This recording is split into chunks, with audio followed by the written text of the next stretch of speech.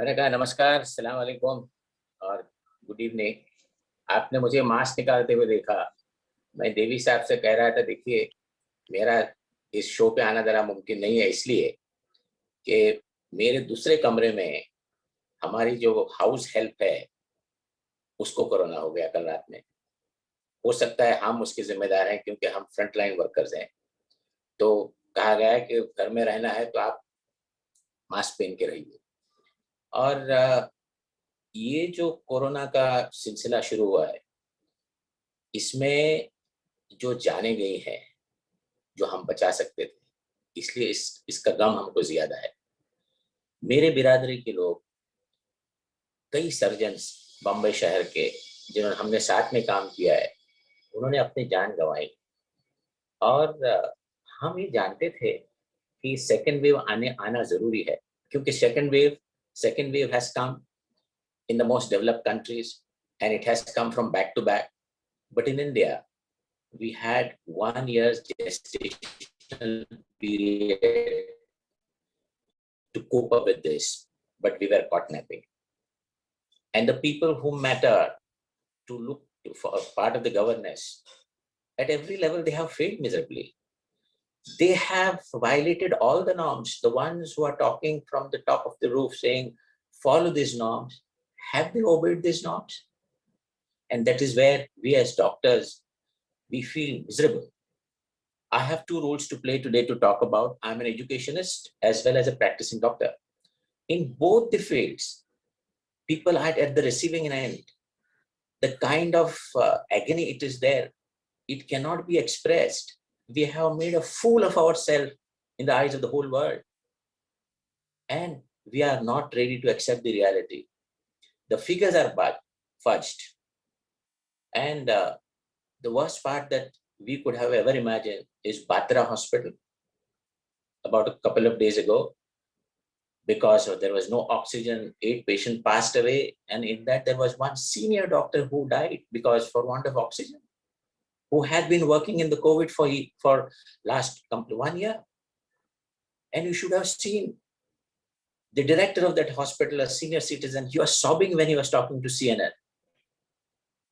These pictures are reality. There is reality beyond than this. I'll tell you a neighboring state of ours, Gujarat. I have lost a lot of relatives there trying to get admission in the hospitals. It was not possible. A state which calls itself a model state. You have created the tallest statue. You have created the biggest stadium. Why do you not create the biggest hospital in Ahmedabad? So we have failed miserably. People of all hue and color, they have not risen to the occasion. And today we are here to pay our tributes. हम हमारी श्रद्धांजलि देने आए हैं. उसका तरीका यही है कि हम ये ना देखें किसने क्या किया, किसने क्या नहीं किया. हम क्या कर सकते हैं इसको देखें. ये मैं मेरे तजुर्बे से आपको बता रहा हूँ.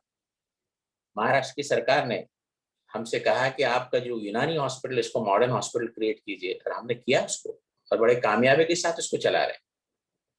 और जो लोगों की जरूरतें हैं, जिस तरह बेड्स के लिए लोग दौड़ रहे हैं, ऑक्सीजन के लिए दौड़ रहे हैं, दवाइयां नहीं है, दवाइयां में ब्लैक मार्केटिंग हो रही है, वो क्या रहा है? Is this not a paralysis of whatever they have been talking earlier? Whoever is talking, we have failed. लेकिन मैं आप सबसे ये दरख्वास्त करूंगा कि नाउम्मीदी, मायूसी नहीं होनी चाहिए. हमको लड़ना है. हम ये ना देखें उन्होंने क्या नहीं किया, क्या किया, हमको क्या करना है, हमें करना चाहिए. तालीम के मैदान में मेरी वाबस्तगी जिस इदारे से, अंजुमन इस्लाम, 147 साल पुराना इदारा जिसमें 1 लाख बच्चे पढ़ते हैं. These are all marginalized sections of the society who the students are. Forget about their paying the fee. They are not able to earn. They have lost the jobs.